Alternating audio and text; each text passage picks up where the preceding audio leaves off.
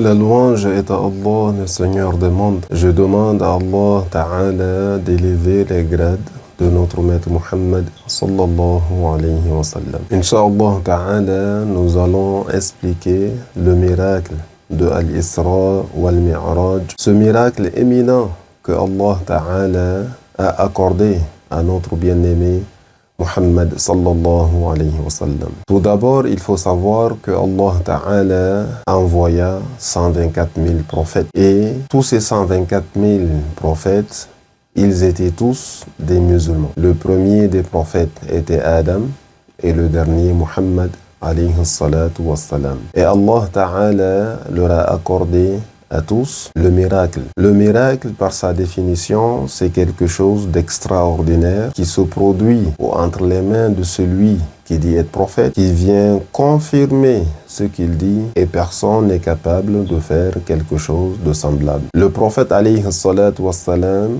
qui est le meilleur des prophètes, Allah Ta'ala l'a accordé beaucoup de miracles. D'ailleurs, il est le prophète, celui à qui Allah a accordé plus de miracles. Et le plus éminent de ces miracles, c'est le livre du Coran que nous détenions entre nos mains. Et de parmi ces miracles éminents, il y a ce qui s'est produit durant la 27e nuit du mois de Rajab. Allah l'a accordé le voyage nocturne de la Mecque en Palestine et son ascension Al-Mi'raj de la Palestine vers les cieux. Alors tout commença alors que le prophète alayhi salatu wassalam était dans la maison de sa cousine Hani. Il dormait. Jibril alayhi salam descenda. Il a pris le prophète alayhi salatu wassalam. Il l'a envoyé tout près de la Kaaba. Il a ouvert son cœur et il l'a lavé avec l'eau de Zamzam. Tout cela, c'était pour le préparer aux choses qu'il verra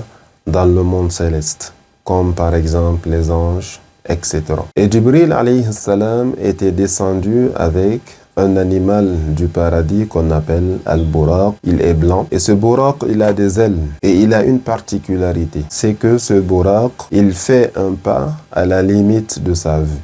Alors il voit premièrement d'une très grande distance. Alors à la limite de sa vue, c'est à ce moment qu'il fait le pas. Alors Jibril alayhi salam, il a ordonné à notre prophète alayhi salatu wassalam de monter, de chevaucher le Buraq. Alors quand le prophète est monté sur lui, le Buraq était content, le Buraq était joyeux, le Buraq était honoré. Alors il a commencé à bouger. C'est ainsi que notre maître Jibril alayhi salam, il a pris le Buraq par son oreille et il lui a dit: arrête de bouger, certes meilleur que Muhammad n'est monté sur toi. Alors c'est ainsi que le Buraq se calma. Jibril monta et ils ont commencé le voyage. Ils sont passés par la ville de Yathrib, l'actuelle Madina al-Munawwara. Dans ce temps, elle s'appelait Yathrib. Alors Jibril ordonna au prophète alayhi salatu wassalam de descendre du Buraq et d'effectuer 2 cycles de raka. Le prophète l'effectua. Ils sont remontés sur le Buraq. Ils sont passés, ils sont allés dans la ville de Madian, la ville du prophète Shu'aib sallallahu alayhi wa sallam. Ils ont effectué là aussi 2 prières. Ils ont continué, ils sont partis au mont Tour Sina. C'est à cet endroit que notre maître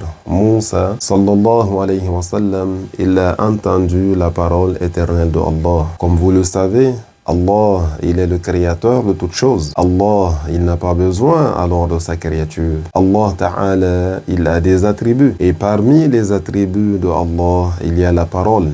Donc Allah, il parle, il n'est pas muet. Sauf que la parole de Allah n'a pas de ressemblance avec la nôtre. Allah Ta'ala, sa parole, elle n'a pas un début, elle n'a pas une fin. Sa parole, elle n'est pas composée de lettres. Elle n'est pas une langue française, ni arabe, ni espagnol, ni mandarin. La parole de Allah subhanahu wa ta'ala, elle n'a pas de ressemblance avec la nôtre. Moi, je parle avec une langue, je parle avec un mouvement de lèvres, je parle dans la langue française, je parle, vous m'entendiez parce que j'émets du son par des cordes vocales. Alors Moussa alayhi salam, il a entendu la parole éternelle de Allah subhanahu wa ta'ala qui n'a pas de début, qui n'a pas de fin, qui n'a pas de ressemblance avec la nôtre. Alors quand ils sont arrivés là, Jibril ordonna à notre maître Muhammad alayhi salatu wassalam de descendre du Buraq et d'effectuer 2 cycles de raka'. Après cela, ils sont passés à Baytul Lahm, l'endroit où est né notre maître Jésus sallallahu alayhi wa sallam. Après cela, le prophète Jibril alayhi salam arriva à la mosquée de Al-Aqsa. La mosquée de Al-Aqsa, le premier qu'il a construit fut notre maître Adam alayhi salatu wassalam. Après qu'il a construit la Kaaba, 40 années plus tard, Allah Ta'ala l'ordonna de construire la mosquée de Al-Aqsa qui se trouve encore en Palestine. Quand le prophète arriva à cet endroit béni, alors il y avait les 123 999 prophètes qui attendaient le prophète alayhi salatu wassalam. Alors le prophète attacha le buraq et il est venu et ils ont effectué la prière en assemblée. Et le prophète alayhi salatu wassalam, c'est lui qui dirigea la prière sallallahu alayhi wa sallam. Après avoir fini de faire la prière, le prophète alayhi salatu wassalam, il commença son ascension al-Mi'raj vers les cieux à partir d'une échelle spéciale dont les marches, une est en or et l'autre en argent, tout en sachant que Allah Ta'ala, il a créé 7 cieux. Et la distance qui nous sépare, la première terre et le premier ciel, c'est 500 années de marche. La grandeur, l'épaisseur d'un ciel, c'est 500 années de marche. Et la distance qui sépare un ciel à un autre ciel, c'est aussi 500 années de marche. Et le prophète, alayhi salatu wassalam, il effectua toute cette distance en quelques heures, durant une partie de la nuit, alayhi salatu wassalam. Alors ils sont arrivés au premier ciel. Le prophète Muhammad et Jibril, ils sont rentrés. Ils ont été accueillis par le prophète Adam. Alors dans chaque ciel, le prophète le prophète Muhammad alayhi salatu wassalam rencontrait un prophète. Jusqu'à arriver au 7e ciel et dépasser le 7e ciel. Et le prophète, il a vu des choses durant son ascension vers les cieux. Il a vu le paradis, il a vu les serviteurs du paradis, qui ne sont pas des anges, qui ne sont pas des êtres humains, qui ne sont pas des djinns, qui ne sont pas des animaux. Ce sont des créatures que Allah Ta'ala a créées et que Allah a voulu qu'ils soient les serviteurs des habitants du paradis. Le prophète alayhi salatu wassalam, il a vu le trône, qui est la plus grande des créatures. Allah Ta'ala, il a créé le trône pour manifester sa puissance, pour montrer qu'il est le Tout-Puissant. Allah, il n'est pas établi sur le trône. Allah, il n'a pas besoin du trône, car celui qui est dans le besoin de quelque chose, il est faible. Et celui qui est faible est imparfait, et l'imparfait ne mérite pas l'adoration. Donc Allah n'est pas établi sur le trône. Allah n'est ni sur le trône, ni au-dessus du trône, ni à côté du trône, ni au-dessous du trône, subhanahu wa ta'ala. Et il est écrit sur le trône, La ilaha illallah Muhammadun Rasulullah. Aussi, le prophète, alayhi salatu wassalam, il a vu les anges qui portent le trône, qui sont grands, qui sont immenses, qui sont gigantesque. Il a aussi vu notre maître Jibril alayhi salam. Jibril alayhi salam, il s'est rapproché du prophète alayhi salatu wassalam en ouvrant les 600 ailes que Allah Ta'ala l'a accordées. Jibril, il est grand, Jibril, il est énorme, et Jibril, il est le meilleur des anges et il est beau, Jibril alayhi salam.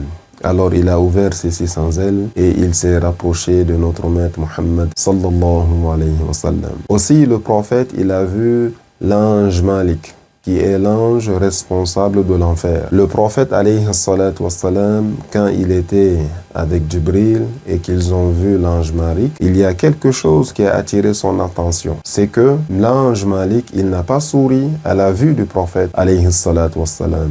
Alors étonné, le prophète, il demanda à Jibril pourquoi il n'a pas souri. Alors Jibril répondit au prophète, depuis que Allah a créé l'ange Malik, il n'a jamais souri. Et si il devrait sourire, il allait sourire pour toi. Anta Rasulullah, toi tu es le messager de Allah sallallahu alayhi wa sallam. Alors l'ange Malik, il n'a jamais souri et il ne sourira jamais. Les anges, ils ne désobéissent pas à Allah Les anges, ils sont tous des musulmans et ils font ce que Allah Ta'ala leur ordonne de faire. Alors, durant cette nuit bénie, durant son ascension, le prophète alayhi salatu wassalam receva l'ordre de Allah d'effectuer la prière, d'effectuer les 5 prières, d'effectuer la prière de Al-Zuhr, la prière de Al-Asr, de Al-Maghrib, de Al-Isha et de Fajr. Et après, alayhi salatu wassalam, il est redescendu sur la terre. Le matin, quand les gens ils se sont réveillés, le prophète il a réuni ses compagnons. Alors il leur a expliqué le miracle que Allah Ta'ala l'a accordé. Ils ont cru en lui, car ils savent que le prophète il est véridique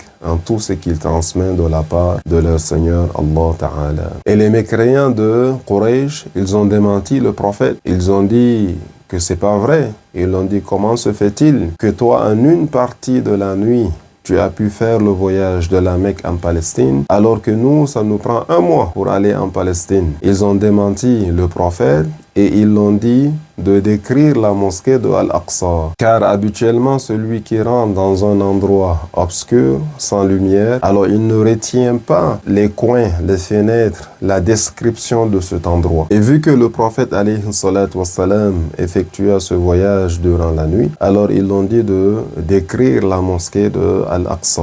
Et ils ont envoyé un expert, quelqu'un qui connaît bien la mosquée, un des leurs, pour soi-disant démentir le messager de Allah sallallahu alayhi wa sallam. Alors, pendant qu'ils étaient réunis, un grand miracle s'est produit à notre prophète, c'est que Jibril, il a pris la mosquée de Al-Aqsa telle qu'elle est et il l'a soulevée de sorte que le prophète, il pouvait la voir. Alors, il a commencé à la décrire brique par brique, entrée par entrée, comme si c'était lui l'ingénieur de cette mosquée, sallallahu alayhi wa sallam. Et qu'est-ce qu'il faut retenir de ce miracle? De ce grand miracle qui est Al-Isra wal-Mi'raj. Il faut savoir et retenir que le prophète alayhi salatu wassalam, il n'est pas parti à un endroit où serait Allah. Le prophète alayhi salatu wassalam n'est pas parti rencontrer Allah subhanahu wa ta'ala. Le prophète alayhi salatu wassalam, il n'était pas dans une chambre avec Allah, car Allah, le Créateur, il n'est pas dans un endroit. Allah, il n'a pas une couleur. Allah, il n'est pas noir, il n'est pas blanc, il n'est pas jaune, il n'est pas rouge, il n'est pas transparent. Allah, il n'a pas une longueur, il n'a pas une largeur, il n'a pas une épaisseur, il n'a pas une pesanteur. Allah, le Créateur, il n'est ni en haut, il n'est ni en bas, il n'est ni devant, il n'est ni en arrière, il n'est ni à droite, il n'est ni à gauche. Allah, sûrement et sans doute, il existe, sauf que son existence, il est sans un endroit. Alors le prophète était dans un endroit, tandis que Allah subhanahu wa ta'ala, il n'est pas dans un endroit. Allah, il existe sans endroit. Allah, il n'habite pas les cieux. Allah, il n'habite pas le paradis. Allah, il n'habite pas les terres. Allah, il n'habite pas les océans. Allah, il n'habite pas l'enfer. Allah existe sans endroit et sans place. Ça, c'est la croyance des prophètes. Ça, c'est la croyance du messager de Allah sallallahu alayhi wa sallam. Ça, c'est la croyance des anges, ça, c'est la croyance de tout musulman que Allah existe sans endroit. Alors, nous terminons l'histoire de notre maître Muhammad alayhi salatu wassalam, l'histoire de Al-Isra wal-Mi'raj. Que Allah Ta'ala, il vous protège et que Allah, il vous accorde une bonne continuation.